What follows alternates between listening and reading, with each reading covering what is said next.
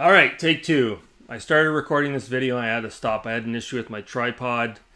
You know how it is on this channel, Amateur Hour. So I already cracked open beer of the day, Boreal IPA. Okay, Marcus, leave me alone.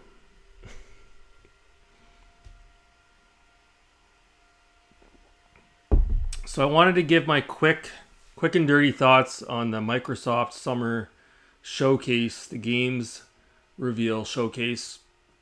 Is that what you call it? I wanted to put out a reaction video the day of, but I've just been too busy. I got other things on the go.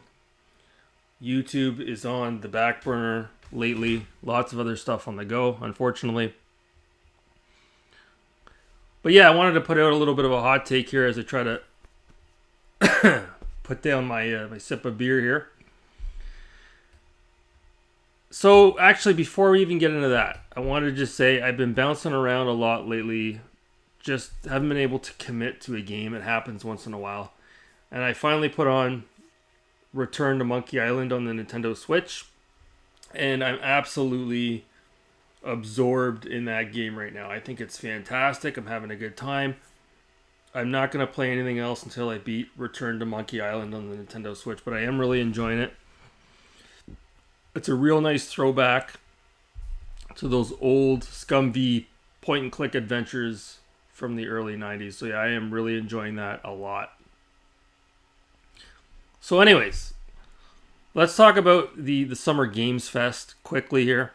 I do have to apologize. I was quick to denounce Alan Wake 2 back when the game came out in October of 2023. I said that it would not get a physical release, and there was a lot of you out there that argued with me on that, and you were right. Now, depending on your opinion on things, it almost looks like this was premeditated, and in my opinion, I hate to say it, but it looks like it's a scummy business practice from Remedy. They purposely said it was going to be digital only, and they got everybody to go out there and pay full retail for the game digitally. And now that they've made their money, they're going to release it physically so that we buy it twice. Yeah, that's fucking scummy. That's pretty scummy. I'm not going to lie. That's pretty scummy. For limited run games to show off this new limited edition that comes in a box and everything, that had to have been, in the development stages at least a year ago. There's no way that they just drummed that up over the last couple of weeks. So I'll probably still end up picking up the game anyways. It looks like it's going to get a retail physical release as well closer to the fall. But yeah, that's pretty fucking scummy of Remedy to do that. So I'm not going to buy the DLC that just came out. That, again, right now it's only available digitally. Trying to get us to pay for it twice. I'm going to wait. I'll wait for the physical game to come out and I'll buy that, and then I'll play the DLC. So, talking about specifically the Xbox Showcase, because everybody is talking about this right now. And I watched them all, folks. This is the greatest showcase I've seen in years. And everybody out there has been dogging on Microsoft lately and Xbox. And I told you guys, I said, wait until Microsoft starts showing off these games that have been in development for 3 or 4 years, like the new Doom game, and you guys are gonna be, your jaw's gonna drop. Well, the new Doom game, we'll start with that. That was unveiled. The Dark Ages. Now that was leaked a couple of weeks ago. We kind of already knew that was coming. Now it's not an exclusive to Xbox. It's coming out on the PS5 as well. What do I think about that? It looks really cool. The weapon that has the skull that gets compacted into the gun and shoots out the what would you say, fillets? Is that how you say it? Fichettes? Fillets? Fish fillet? I don't know. It looks cool. I'm a bit disappointed. I've already gone on record and said this. I'm not a huge fan of Doom 2016 and Doom Eternal. Don't really care for the Battle Royale aspect of it. They lock you in a room with a horde of enemies, and then you shoot them all out, kill them all, excuse me, and you move on to the next room. I really don't like that style of gameplay. I would like to get a proper sequel to Doom 3, which we're not going to get, unfortunately. So yeah, Doom, the Dark Ages, it looks pretty cool. It looks like it's more of the same. Kind of disappointed on a personal level. That's just got to do with personal taste, but it looks good. Mixed Tape. That looks like sort of a throwback to the 80s. Maybe like, a video game take on a John Hughes film as an example. Pretty cool Roxy music in the trailer. I don't know what to think of it. I think it's a cool idea. I know John Linneman's all hot and horny over it. I don't know. We'll see. I think the music is obviously really cool, really good in the game. All those artists I'm a fan of for the most part. But the actual game itself, is it going to be any good? I don't know. I guess we'll see. I'm not quite sure what it is. Doesn't really look quite like a point-and-click adventure. Doesn't look like a side-scrolling adventure. I don't know. It looks like it's kind of, its own sort of thing, I guess you would say. Starfield Shattered Space. Now that looks incredible. That looks like a cross between Stanley Kubrick's 2001: A Space Odyssey and Ridley Scott's Alien.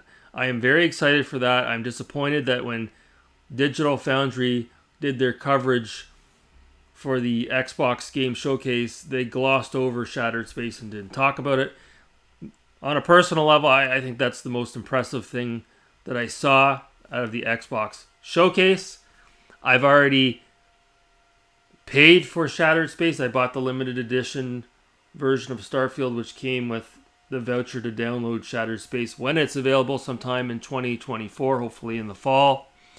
And I'm super pumped for that. I'm really excited. It looks really good. Can't wait for that. They showcased a new Perfect Dark.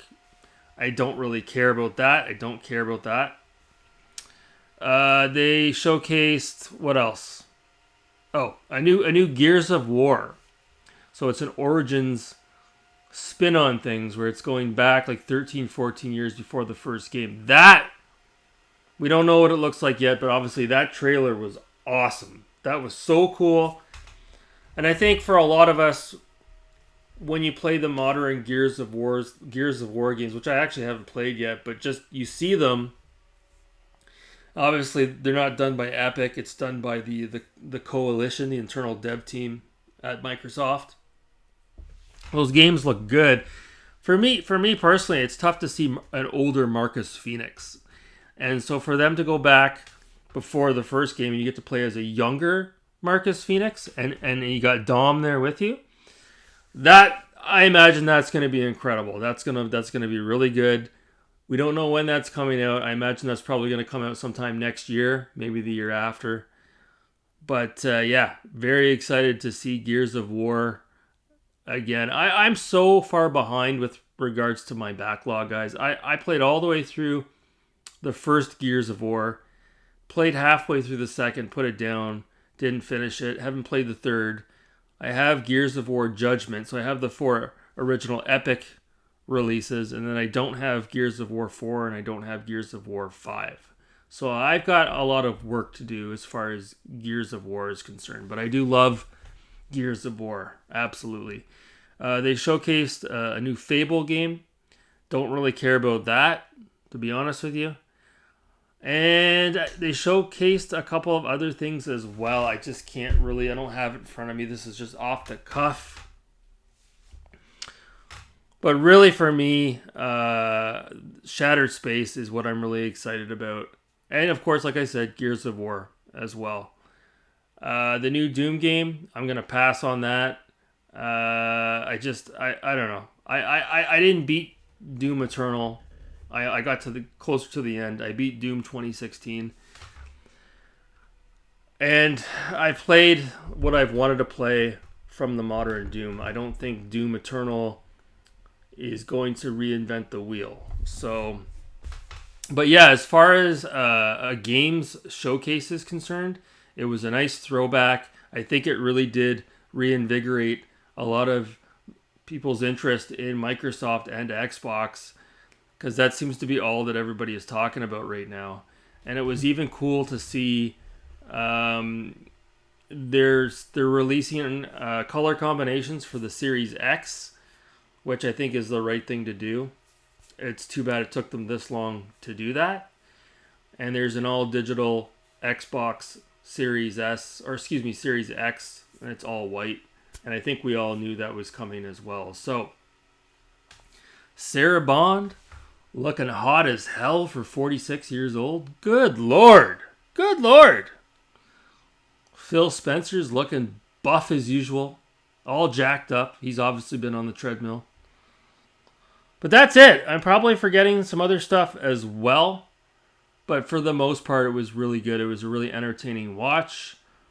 Some of the indie stuff, some of the real-time strategy stuff I'm not really into. But yeah, just to see the big marquee tentpole franchises make a return. This is what Microsoft needed. An injection right into the main vein. And it feels good to be on Team Xbox right now. It really does. It's awesome. So that's it. Those are my quick and dirty initial thoughts on the Summer Games Fest, specifically the Microsoft Game Showcase. Very excited, guys. Very excited about that. So anyways, that's going to do it for this video. I hope you're all doing well. Thanks so much for watching. Have a good night.